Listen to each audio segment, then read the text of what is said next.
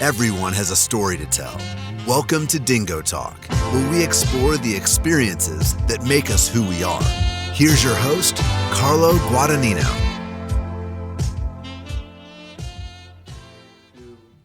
What's going on, Chuckleheads? I am Carlo Guadagnino. This is DingoTalk. My guest this week, all the way from Wisconsin-Whitewater, it's the head football coach there, Jace Rindahl. Coach Rindahl is going to talk to us about the 2022 season, where he was a defense coordinator and assistant head coach. The team went 8-3, 6-1 in the conference. They made the playoffs, but losing in the first round, 33-28 to Aurora. We're going to talk a little bit about the program history. We're going to talk about his coaching philosophies, and we're going to talk about what has made Whitewater and that Wisconsin Intercollegiate Athletic Conference so dominant over the last years. As I talked to him about, they finished the season out as the number 15 team in the country. But that's not my job. Is to fill you in on what we're going to do and then talk to him. So for those of you watching us on YouTube, we appreciate it. Make sure you hit that like and subscribe button. For those of you listening to us on Spotify, Apple Podcasts, iHeartRadio, Amazon Music, or wherever else you get your podcasts from, make sure you hit the little notification button, and make sure you're following the social medias. That's Twitter, Instagram, TikTok, and Facebook. The only one that's different is the Instagram page, which is dingo_talk. But without further ado, Warhawk Nation, this is Coach Rindahl. What's going on, Chuckleheads? I am Carlo Guadagnino. This is DingoTalk. My guest this week is the head football coach of Wisconsin-Whitewater, Coach Jace Rindahl. Coach, thank you for joining us. Sorry, that took a little bit to get it out of my brain. All good, Carlo. Appreciate the opportunity to be on your show, and look forward to this conversation. Absolutely. So we're going to do this the same way we do every week. I'm going to take you back in the time machine to your playing days, and we're going to work our way forward. So in 2005, why was Whitewater where you decided to call home? So I had a few different options coming out of high school. I was not the strongest student, so the academic resume wasn't there for a few institutions. I'm from Cambridge, Wisconsin, which is 30 minutes away from Whitewater. My head football coach in high school was an alum of Whitewater. I went to camps growing up, so there was a little familiarity there / close to home. And after I visited, Coach Simpson was a linebacker coach at the time. He put a lot of effort in the recruiting process, and that's probably one of the other biggest reasons why Whitewater became my choice coming out of high school. Well, and you're coming into a Whitewater that's it's a very exciting time. 05, 06, going back to back to the championship and being the runner-up, and then in 07, getting over the hump. What was that experience like? What was it like? First, I guess, what has kept Whitewater in this kind of atmosphere? I mean, it's 18 playoff appearances, 6 titles, 51-9 in the playoffs. I mean, what has continued the success? Well, I think whenever you look at a program and having sustained success like that, I think it starts with the people and just support from administration, whether it's the chancellors or the athletic directors or just community members that are huge supporters and boosters for the program. Having that support to be able to have a great coaching staff structure so you can hire good coaches, which in that turn allow you to teach, mentor, and mold the student athletes. You look at the recruiting process and what University of Wisconsin-Whitewater has to offer from an academic standpoint. Strong business, a lot of education, the computer science, there's a lot of different avenues that we can offer. Our location being close to Milwaukee, Madison, Chicago suburbs, there's a lot of densely populated places. And then the third piece would probably be your price tag, your tuition. Being a public institution, we're pretty comparable, if not better than a lot of the schools that we compete against. Yeah. So walk us through what it was like, the 05 and 06 season, getting there and obviously being the runner-up, and then the 07 Stag Bowl when you guys are now the national championship. Champions? What's the feeling? What was the biggest difference, I guess, between 06 and 07? Well, I think coming in as a freshman, 05. I'm from small town Wisconsin, Division V football. So we're just winning. And I'm a young guy. I traveled. I was on special teams and was able to play in all 15 of those games. But I was just along for the ride as a young guy. And then a lot of guys came back for the 06. So the expectations were there. We're able to continue to build and have a heck of a year that year. Coach Brezowitz ended up retiring after the 06 year, so Coach Leopold came in 07. He had his own spin on things and ran the program how he wanted to. But I think another big factor in that was redshirting got removed from Division III football after the graduating class of 03 in high school. Okay. So fast forward, you have 04 on top of 03 red shirts, which provided the 07 class to have 20 plus, 25 seniors maybe that year. So new reins, new leadership. Coach Leopold bringing his touch on top of a huge senior class with a pretty bitter taste in the mouth from coming up short the previous 2 years. So I think you put that all in the equation, and that's how we're able to get it done and be national champions in 2007. And then just on a personal note for you, 08 seems to be the year that for you was really statistically a big one. You're the D3 Defensive Player of the Year. You're first team All-American. What was it about that next year in 08 that for you that kind of clicked? Sure. So if you backtrack, my junior year, 07, I didn't really start. I was a rotationary. We had a really good linebacker room with Coach Simpson leading it. And we rotated a few guys, and I eventually became a starter by the end of the year. But I had 16 tackles in the national championship game, so it was kind of my coming out party, so to speak. So you turn around, come back the next year, defending champs. We graduated all those seniors. We ended up only having 6 seniors on our team, 3 on defense, 3 on offense. Wow. So just a bunch of young guys, but Coach Leopold's staff did a great job recruiting those 2 years, 07 and 08. And we had a lot of young guys that were able to buy in, and we were able to make it back to the championship in 08. Now, so your senior year is 08. What is it like for you to then turn around and start coaching guys that you played with? Because you go right into 09. You're there as the running back and special team guy. What was that like, and what advice would you give to players that are looking to make that transition? Sure. It was I'm a football guy. Obviously you're at school with the academics first. I knew I was going to get my degree. I knew I was going to finish, but those 4 years I wasn't like pushing to get 18. My GPA was fine. I was eligible, all that. But when I got done with my eligibility, I knew I was going to be a part of the game. I knew I couldn't go into a fall without football. So got the opportunity in spring ball. Then I got another opportunity during the summer camps, and Coach Leopold offered me the opportunity to coach that next year in the linebacker room. So roommates, best buds, you name it. I guess they're superior, but I think the respect was there probably because of how I treated them, as a teammate.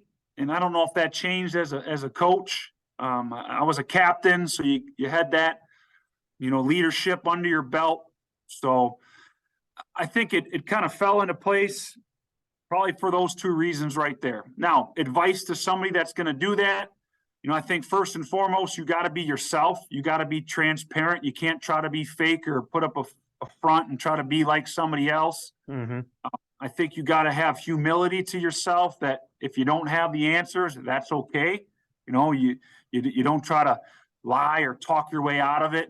And because we are transparent as coaches, and players will recognize that.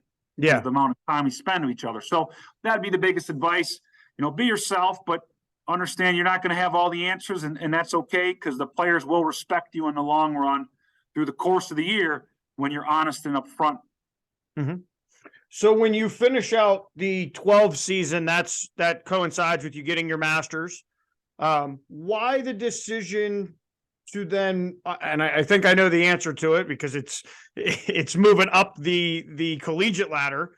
Why the decision to go to South Dakota for the 2 seasons?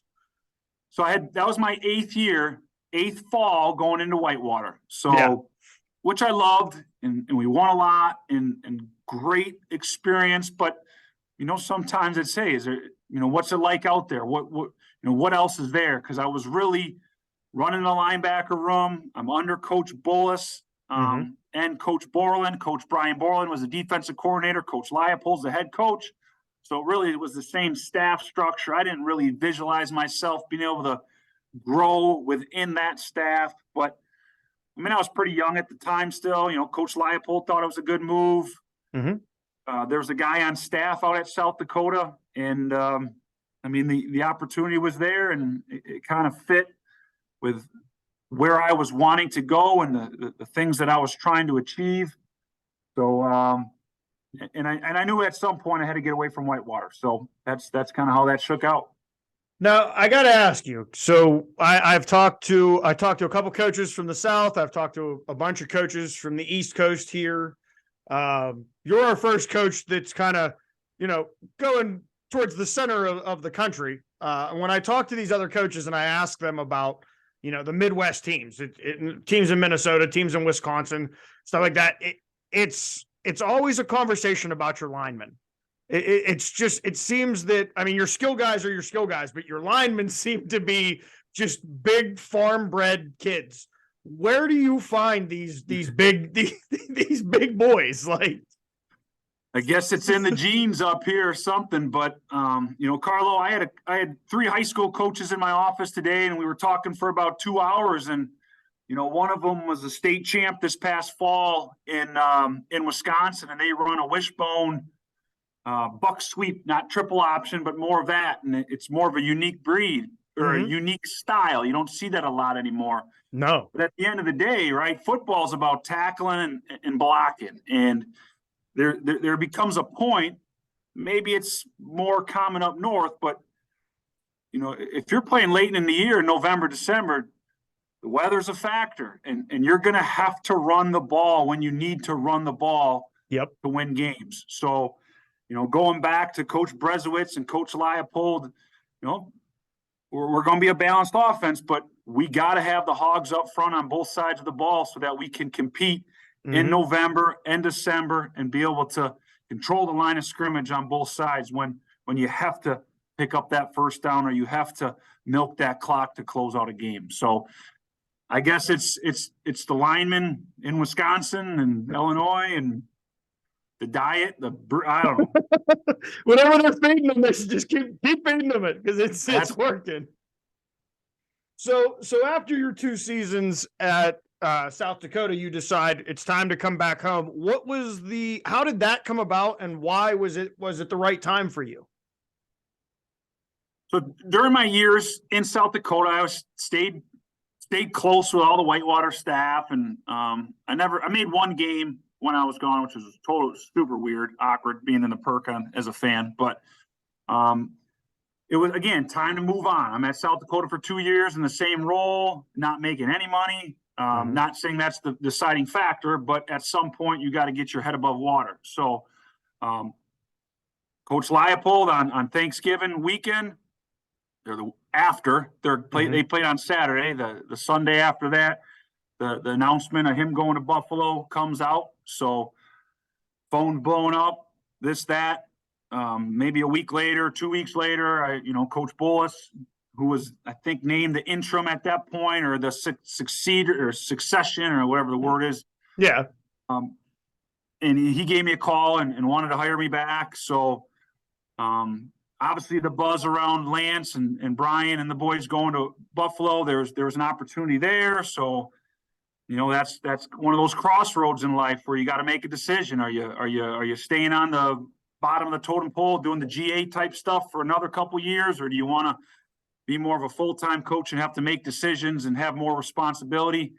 And that was, honestly, Carlo, that was probably the hardest decision I've had to make in my life, was that moment. And I remember it honestly, like yesterday, driving around Vermillion, South Dakota, trying to figure out what the heck to do, talking to, my mom and some other close colleagues and mentors.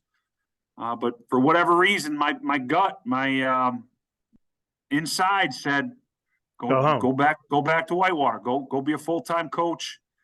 And here I am today. Well, and so I got to ask you as a defensive mind, we talk to the offensive coaches and there's always the conversation of, at the beginning of the game, it's 10 plays or 15 plays or however, whatever the script may be.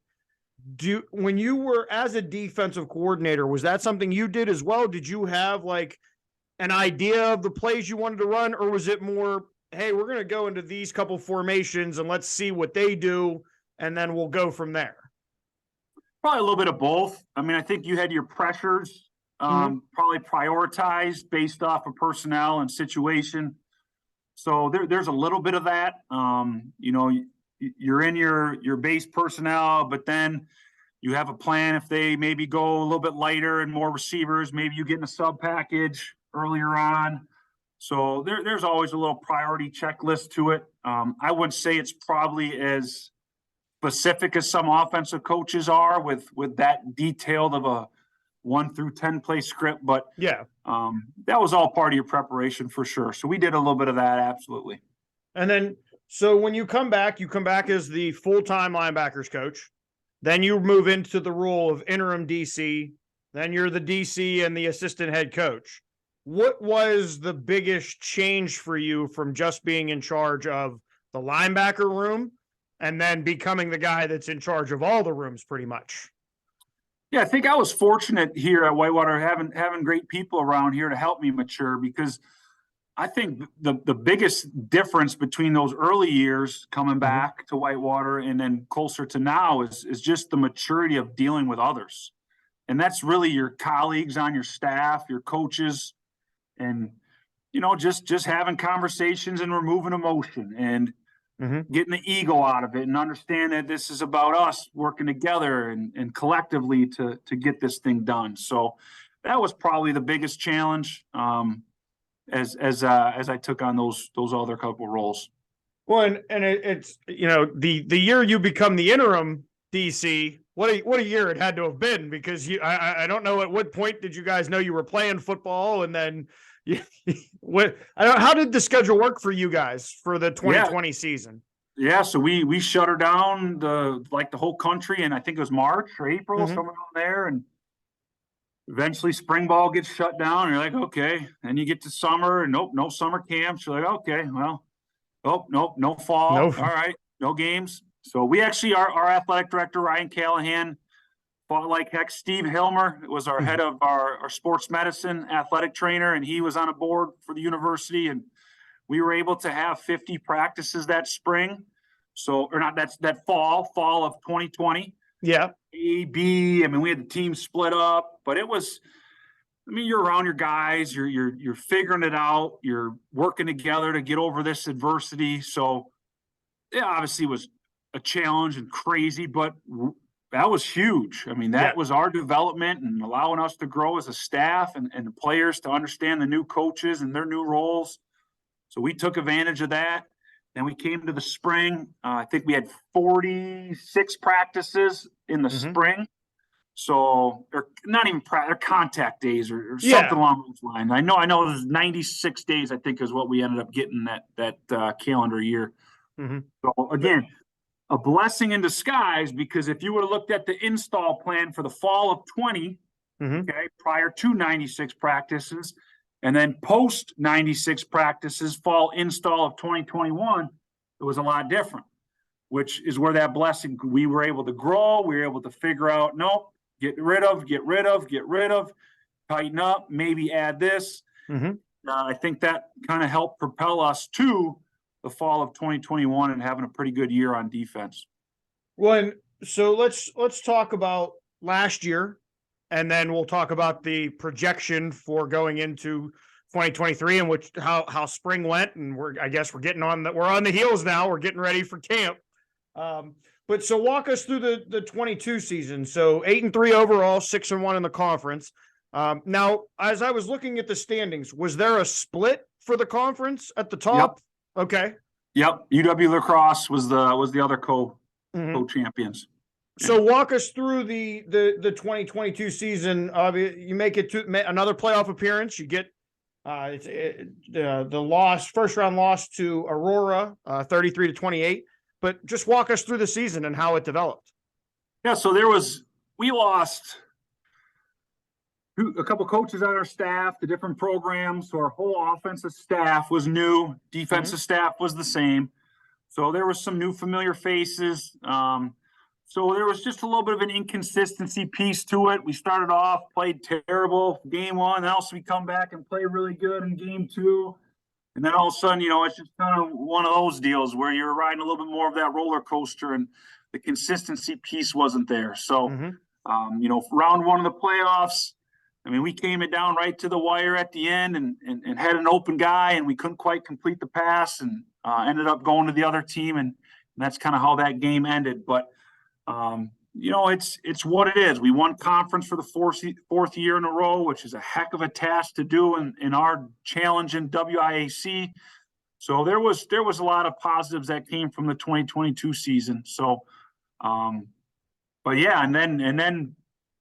Well, and I gotta stop you real quick because for 2023, first off, because I have it underlined here, congratulations on becoming the head coach of the Warhawks. And now let's talk about what are we thinking about for 2023?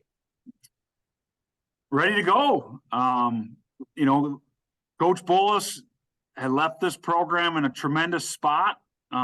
Whether you're talking players, coaches, just the operation piece to it. His imprint that he did for the last 8 years, he put this place in a better spot. So I just feel so honored and blessed and fortunate to be in this role. Coming back to Whitewater in 2015, I was, assistant, but I kind of wanted this. That was the direction we were going. And that was more internally and just my vision. So I started thinking like a head coach back then. And honestly, Carlo, I feel like that gives me a lot of confidence is that, I haven't been on the sidelines in many years or making those fourth down calls or timeout decisions, but, just in terms of operating and running a program and managing players and managing coaches, I feel like I've been preparing for this for a long time. And then, you put on top of that, our leadership on our team from player standpoint is tremendous. I feel really good about that. That gives you a lot of confidence. And then we got a great staff. Our offensive staff was new last year, but they've still been together for a while and they had times at this program before. So there is institutional knowledge there. And I just feel really good about the people that we have in place in this program. So that gives me a lot of confidence as we approach year one. Now, put us in the room with you and a recruit. What are you looking for? What's the conversation like? What are you talking to your recruits that are coming in? And if there's somebody watching that's thinking about it, what are you looking for in a young football player? Sure. First and foremost, we're going to make sure we do our due diligence on the vetting process prior to getting to that conversation is because it all starts with character. We want to have people that you can trust. Words match their actions. They care about others. So that's kind of the non-negotiable is that we want good dudes. I don't want guys on this, a part of this team, a part of this program that aren't good people. And that's kind of where we start. And then after that, you're just having a conversation. I'm transparent. I'm honest. When I sit in front of a recruit, I'm not trying to get them to commit. Yeah. Maybe that's an immature, maybe that's a poor statement, but that's just not how I view it. Because if I get somebody to come to our program because we want them and they don't want to be here, that they're not going to fit. So it's got to be a mutual decision, but more importantly, they have to want to be here. Yeah. So I approach it just from a standpoint of, hey, this is who we are. This is what we're about. This is where we're going. This is why we're doing it. If you want to be a part of it, let's go. If this is not for you, totally fine. We got a bunch of people on this team that love football. Mm-hmm. They're going to care about it. It's got to be a priority in their life. The next piece would be competitive. You got to have that internal desire to be better. If you want to just show up and go through the motions, it's not going to fit. Like, that's just not a fit with our program. And the last piece the third one would be toughness. And, toughness that we talk about here is all mental. It's between the ears, and it's at the end of the day, can you be the same dude every day? Mm-hmm. Right? Can you be consistent? We all got good days, bad days. We all have emotions and feelings that challenge us and adversity that comes across our plate. But, we can't let that affect our part of the program. We can't let that affect other people in our program. So we got to be the same dude every day. And those are really the three things that we hit on. And those would be the three things that I would really talk to the recruits about our program and who we are and where we're going. Now, when we're talking about the Wisconsin, and I want to make sure I get this right, it's the Wisconsin Intercollegiate Athletic Conference, correct? Yep. What makes it so strong? Because as I was looking back through years, it seems that it's a battle every week. Everybody's schedule up and down. It seems like you guys beat the heck out of each other for 10 weeks. Without a doubt. I came to this conference in the fall of 2005, and we knew that back then, that the WIC was, if not the best in the country, one of the best. So, and that hasn't changed till this day. So, what are the contributing factors? I think I'd probably start with the public school system. I mean, our conference has been in place for over 100 and some years. So there's some consistency there that probably allows the athletic departments to have some, continuity and understanding of how to run a program. So I think I would start there. Your tuition is probably going to be a little bit lighter than some of those private schools. So your ability to attract student athletes is probably, pretty good. Yeah. So, the other thing is, look at the state of Wisconsin. There's one Division I football program. That's the Badgers. So you look at, if I don't get that Power 5 opportunity, well, then I got to go out of state. Are you able to do that, or do you desire to do that? Yeah, some people do, some people don't.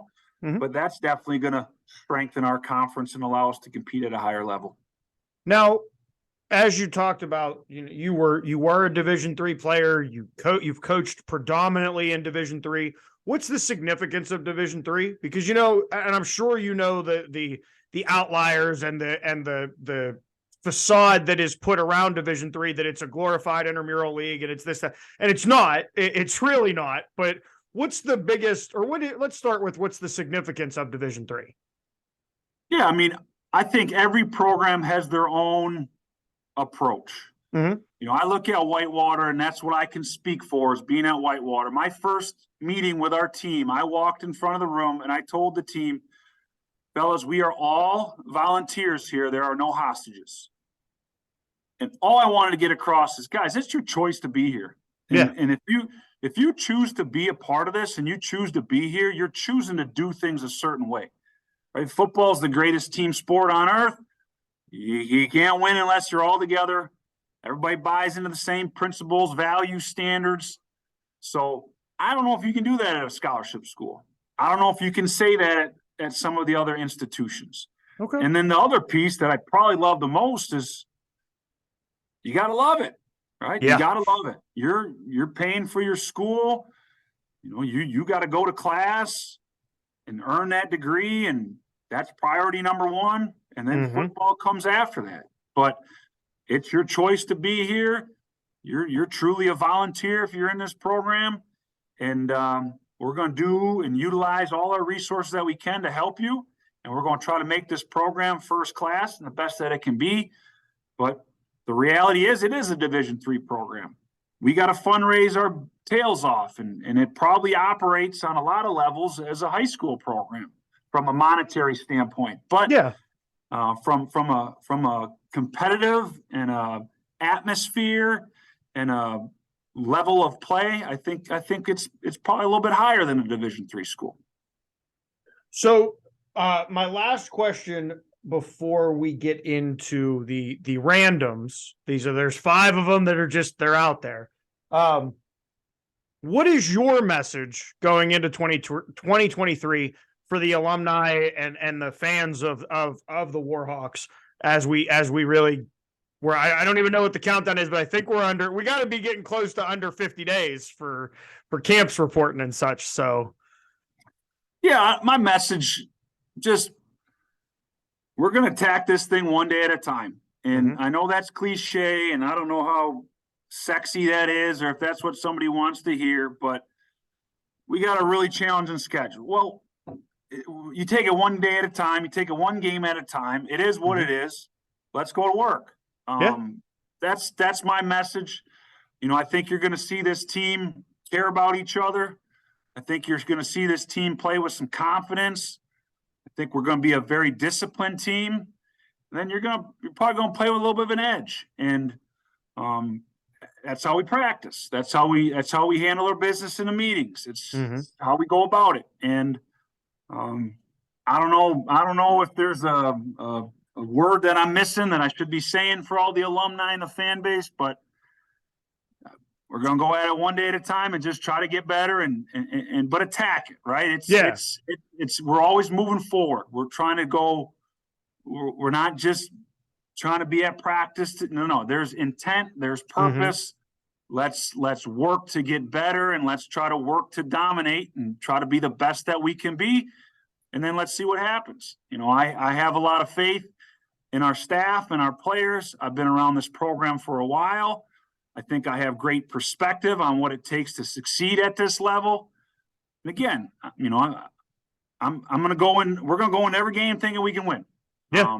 We're not going to focus on the result. We're going to focus on how we need to win and how we can win. But one day at a time, go attack this thing. All right, Coach. Now we're at the point where the randoms. So if you could live anywhere in the world, where would it be and why? I can't say Wisconsin. You could say Wisconsin if you'd like. I'm a 4 seasons guy. I love winter, I love spring, I love summer, and I love fall. If I would ever live anywhere else, I would always have a place in Wisconsin to come back to for especially the winter and the summer months. All right. What's the most important lesson that you've learned over your career? It's better to be prepared without an opportunity than unprepared with an opportunity. I like that. Care to elaborate? So when I was in South Dakota, a coach mentioned that to me. His actual name was Marquise Williams. He's coaching with the Atlanta Falcons right now as a special teams coordinator. And he just mentioned that, and it really resonated and hit home. And that's how I mentioned when I came back in 2015, I started thinking like a head coach. And again, I think that's what prepared me for that interview process. That's what prepared me for that first meeting with the team. And time will tell, but we'll see. I like to think I feel pretty prepared for going at it this thing for year one. If you weren't coaching, what would you be doing? I would be a high school phy-ed teacher, or I would be, if I can't do that, I'd work on a farm or work on a golf course, something outdoors, something labor, something working. What is your coaching philosophy? Lead, teach, inspire.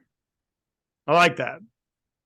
Would you like to elaborate on those? I think those are pretty. They're concise. Hey, that's me. I'm clear, clean, concise, direct. That's the teaching philosophy with it. So you got to be a leader first and foremost. Be the example. Be the standard. If you want people to be early or on time, well, you better be early on time. So I think, my coaching philosophy, it starts with you're the leader, right? You have to. Leadership's not really about you. Leadership's about others. So that's you got to get others to do things a certain way.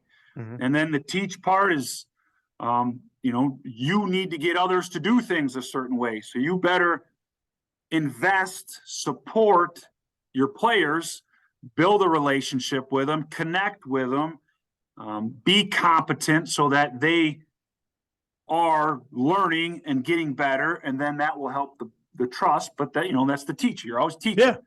And the last thing is just inspire. You got to get people to do things when they don't want to do it. And I'm a believer that we aren't going to make our players do anything. We need to inspire them to choose to do things a certain way. Yeah. That is a hard task. And that you don't say. That's culture. That's everything. We got to get your teammates to be leaning that way and helping you. And it takes a village, all hands on deck. But, at the end of the day, that's your role as a coach is you got to get people to be consistent and do it day in and day out. And you better be able to inspire them to choose to do that. I like that. Best compliment you've ever received? People call me Buzz from Home Alone. I'll take that as a compliment. That is not. I don't know. That's a tough question, Carlo. Well, the next side of compliment is what's the best insult you've ever received? So. There. I answered it in one question. And the last question, Coach, was there a question you were expecting me to ask you? And if so, how would you have answered it? Who's the greatest basketball player of all time? Michael Jordan. That's right. As long as we're on the same page, we can end on a good note right there. Coach, I want to say thank you very much for taking the time to sit down with us. For those of you sticking around, we are heading over to overtime with Serenity Brown. I'm trying to think if there's anything else I'm missing. No, that's everything. So we'll be right back. And this has been Coach Rindahl of the Wisconsin-Whitewater Warhawks, and we'll be right back, Chuckleheads. What's going on, Chuckleheads? I am Carlo Guadagnino. This is Serenity Brown, and we're here at overtime with Serenity Brown.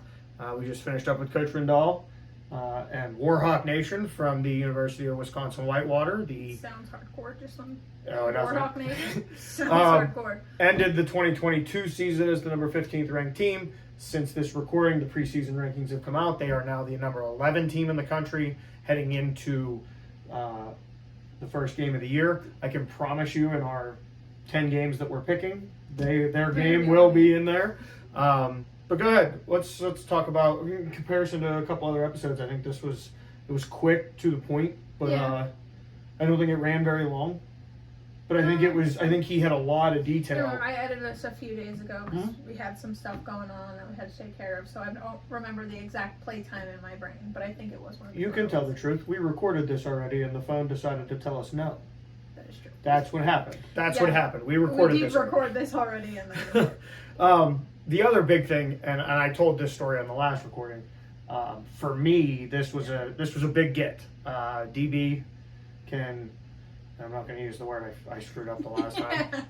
DB can speak on this. When we talked about going into the D3 coaches, Whitewater's name being that they've made 18 playoff appearances with their 6 titles and the 51-9 record and the 38 Wisconsin Intercollegiate Athletic Conference titles. They've been the team. North Central's now kind of made its way up into there. Mount Union's still up there. But the point was... Well, in next week's guest... He said that if this isn't one of the teams you interview, what's the point? And the point was... The leads into what the point is, which is, we've talked to this season, I believe, when it's all said and done, it'll be about 7 or 8 ranked teams, a couple others that are just outside of the rankings. For the 2023 season, and the rest of them they're all, that's what they're fighting for, is to get into the playoff and to get to speaking to bowl those games coaches is still cool. Like it's and everybody, they all have the same kind of how did we get here, but they all have their own unique story. And so for me, this was definitely like it's a check mark off, but it also reinforced as I was sitting there like, wow, we're talking to Wisconsin-Whitewater. That we've talked to a lot of great coaches throughout this season, and I hope when we restart next season, I hope that they can see your face with this bucket hat on. Yeah. Why? It's better because I have this little, I have a blemish going on. I'm trying to protect them from seeing. You had an this allergic reaction. I did in fact. Blemish. So that being said, this last couple of weeks has been a string of ranked teams for those of you that have noticed. And it will continue that way throughout August going into the first week of the season. Now, if you're listening to us on Spotify, Apple Podcasts, or wherever else you get your podcast, we really appreciate it. Make sure you hit that bell so that you don't ever miss an episode. If you're watching us on YouTube, please like and subscribe. It really helps us out, and we appreciate you being here. And make sure you follow us on all the social medias. It's Facebook, Instagram, TikTok, and Twitter. X. Sorry, it's X now. I changed it. X. It's not Twitter. So when I keep telling you guys to go to Twitter, that's probably you can't find it because it's now X. They're all the same except for the Instagram account, which is dingo_talk. And since we're getting ready to go on vacation here, this episode comes out on Thursday. We'll be leaving Saturday morning. I figured we'll talk about just a couple of things that you do on vacation. And it's been a long time. Last time I was on vacation, an actual vacation, I was a senior in high school. So, yeah, broke people problems. But so I go with my parents. Yeah. Every year. That's my point. I don't have. Once a year. Sal and Lisa go on vacation there every year. There was one year I missed it. I was so upset I had to work. Sal and Lisa used to go on vacation every year to Ocean City. Well. My invitation got lost in the mail. It was hard to find me for about 11 years because I moved from one end of this town to the middle of the town. I would assume fishing, beach. So our family usually, obviously, we go to the beach. Yeah, I hope so. Duh. We usually do one day where we go to mini golf. Mm-hmm. We do one day. You gotta be careful. I know the hand is a little heavy now, but you can't be just smacking on the table there. My ADHD kicks in. Where we go, because we go to the same place every time, it's called Fantasy Island. It's like outside is more like a carnival ride, stuff like that. Inside's like a big arcade. Mm-hmm. So we do one day of that. Usually we go out on the party boat and go fishing. We didn't do it last year, but we're gonna bring it back this year. Super excited for that. So, and it's so what's wild to me is you love the beach but hate seafood. Yeah, I hate it. Like absolutely hate it. No. There's not a type of seafood that you like. Tuna, if it's made right. If it's made right. Okay. Wow. But I do have some exciting news. The couple housekeeping things. Not this next episode, but the following episode will be the first week that we're doing the picks. So keep an eye out for that. We are finally making our way to Minnesota. I've been teasing it for a couple weeks now. We're making our way to Minnesota, and then we'll be up there. I believe it's Central PA is how we're finishing out the month, and that is because the coach we started with, Coach Lem, it's Bridgewater's opponent for the opening game of the season. So I figured it was a good little roll-in. Do you have anything else? I don't think so. All right, Chuckleheads, stop back next week. We won't be here. We'll be on vacation, but the episode will be. So make sure you check it out. And, don't be strangers. Thanks for checking out this episode of Dingo Talk. Don't forget to rate, comment, and subscribe. For more info and to contact the show, you can find us on Twitter @DingoTalk.